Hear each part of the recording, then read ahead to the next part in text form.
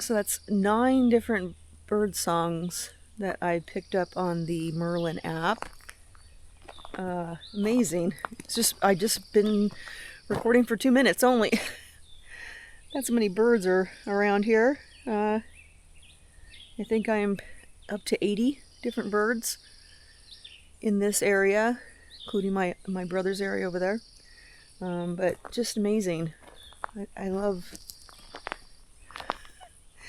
coming out here in the early morning because that's when you hear it the most. And they kind of quiet down in the afternoon, but they're there. It's really amazing. Yeah, just out for a little walk, checking out things that I need to do outside of the garden. I mean, I've been really concentrating on the garden lately because I just want to get everything in, and once everything is settled in there, then I can take care of all this other space.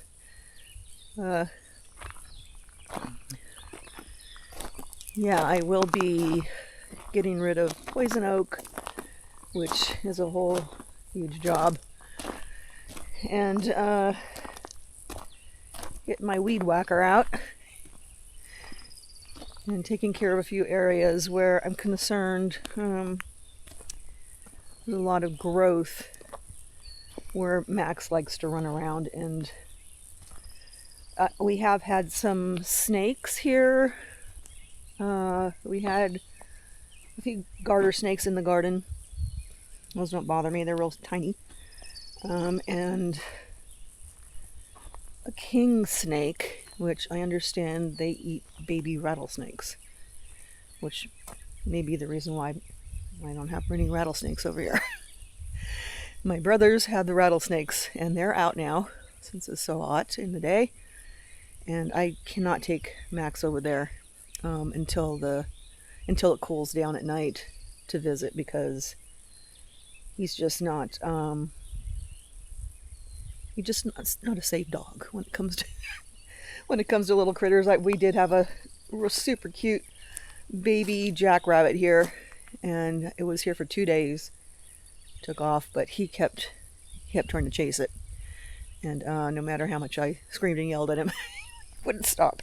So snakes out of the question. He's not a terrier, but he has learned from the greatest terrier of all time on how to chase things. Anyway, I'm just going to do my run through of the garden real quick. I do this every morning where I go through, and it's almost like Animal Crossing for me, I guess. You know, my game, my island, every morning I get on it, I go through and pick up all the dead branches and all the branches that are on the ground, or plants in the wrong space, or whatever. Kind of do the same thing here. Water, pick the weeds out, you know. Yeah, I truly am living Animal Crossing. Oh gosh, so funny. Well, I did briefly show this structure behind me in my last video. It is an old carport that my brother gave me, and we put it together. Super heavy.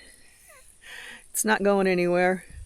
It has some cement posts to it, and it's been great. I've been using this instead of the little greenhouse that I have more for over here, for to store my seedlings and plants until they come out into the garden.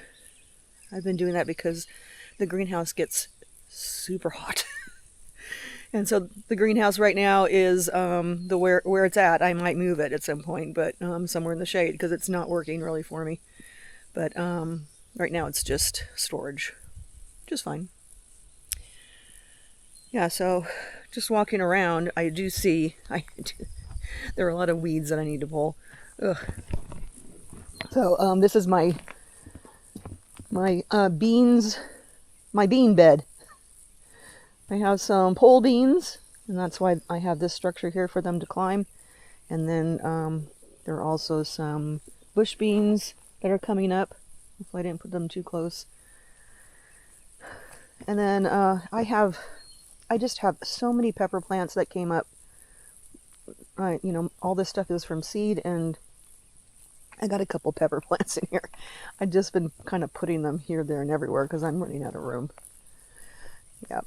And then these are yellow scalloped squash. So that might be maybe too many plants. We'll give them away. Gosh. And then I have zucchini here. And I already got a zucchini growing.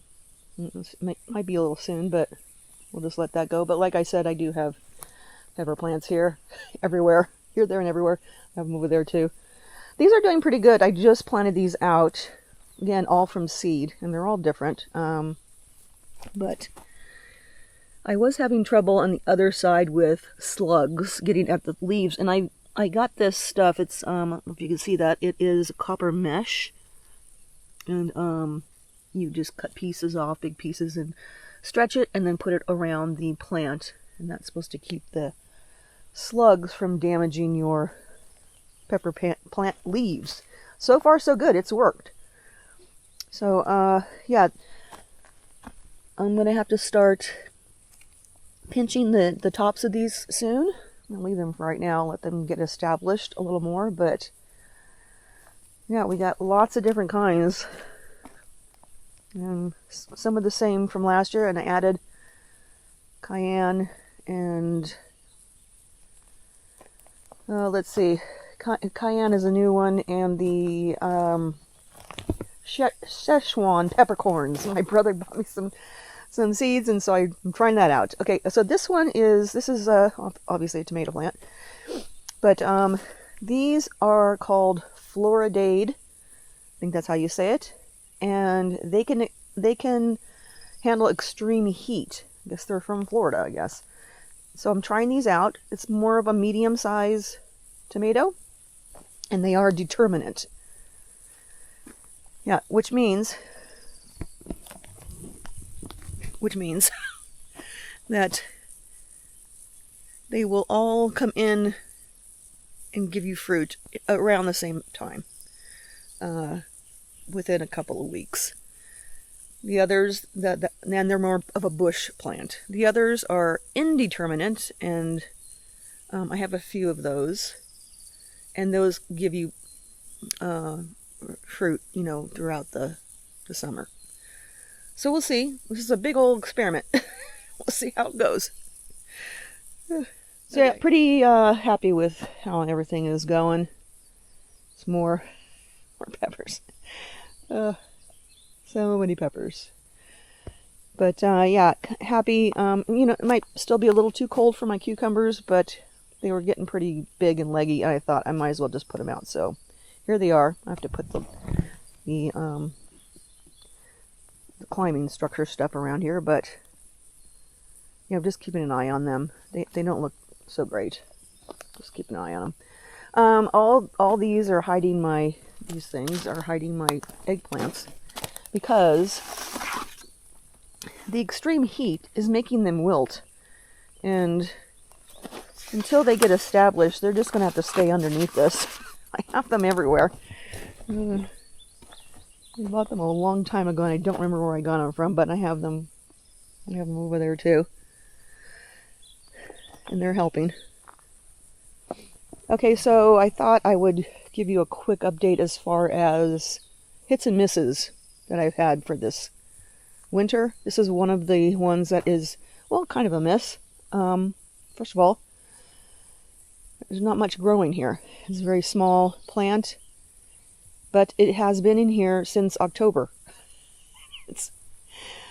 October's a long time for this stuff to be growing and growing and growing, and I kind of need that pot. Yeah. So this is a broad bean or fava bean. You see them here. There's quite a few, but you really need a lot to make a meal, and you know, they don't all come out this way all at once. And it does take, like I said, this has been in here since I think it's November, which is crazy. Just, they're supposed to be overwintered, and I think next year I will most likely do planting here of a bunch of those and not put in my peppers so early. As you can see, some of them are damaged from the bugs. Okay, so passing the celery, which has been a great success so far. I think it's because it's in this container that is self-watering. So it's getting all the water that it needs. It really needs a lot of water. So I'm really happy with this, and it's quite tasty, especially the leaves. Yep, these are all potatoes. I got a lot of potatoes. Yeah, a lot of potatoes. Just gone hog wild with potatoes. And so they're all here, and then there's some over there where all the herbs are. Also, carrots are growing great. But yeah, this is the area that I wanted to really shout out. This is purple sprouting broccoli, and it has really been wonderful. It's these little guys here, and you can see that I've been harvesting, and it doesn't get much bigger. I mean, it gets bigger, this little tiny head, but absolutely very tasty and so easy to grow. I have had trouble growing big heads of broccoli. Never works for me. So I will definitely do this again the winter coming up, and but really plant the heck out of this space, or wherever I put it. Probably won't put it here, but yeah, I think we can get a lot more. I should have put more plants in here. Anyway, more peppers. And this is the star of the show, I think, for my winter. This is all collard greens, and I had them all the way over here too. And they went to flower, so I pulled them. But you can see that I have been harvesting constantly, and it has really sustained me. That and the Swiss chard back there, and I did have a bunch of spinach, but that went to seed. The Swiss chard is about done, but I have more planted elsewhere. So yeah, just continuing to plant out the collard greens, and trying to companion plant. I have some dill in there, and I did throw some dill seed also. And, bunching onions here and there, chives. Trying to do with that because the really great wonder this winter has not been my onions. Let's ignore that they're all going to flower. But I did have bok choy and pak choy all through here. And I think the reason they did so well and didn't have a bunch of bug damage is because the bugs don't like the onions. So I'm going to do that again for sure. Now,